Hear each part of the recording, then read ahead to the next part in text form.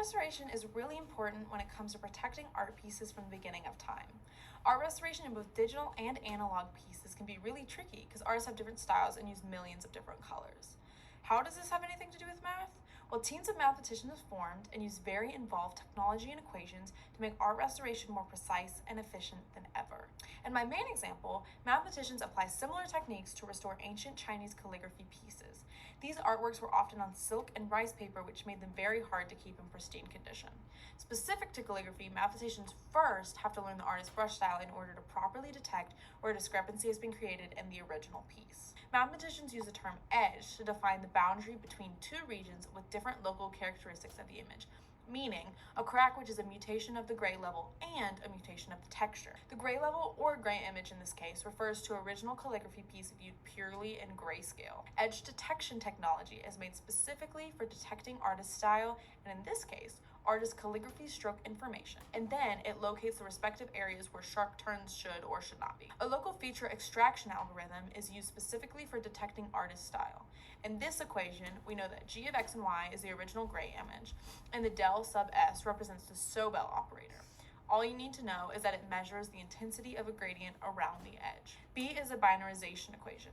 Binarizing an image or subspace of an image is just taking it from grayscale and turning all of the pixels into either black or white. From here, you must segment the local region, which is just a fancy phrase for finding a specific region within the piece that best represents the artist's style, so you can move forward in edge detection. There are many different methods to do this, but the most intuitive is the fixed module segmentation method.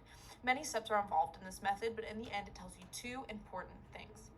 First, the position of all strokes in the image, and second, the stroke density of sub-image blocks within the entire image. Both of these elements prove where the cracks and inconsistencies are. Now comes our second big important equation, the diffusion or heat equation. This partial differential equation was founded by Joseph Fourier in the 19th century to first define how the concentration of heat diffuses and changes within a space or object. In this case, the equation is used to figure out how to diffuse a color within the edges and into the hole or deviation. Using a nonlinear form of this equation helps mathematicians account for the gradient that is around the edges.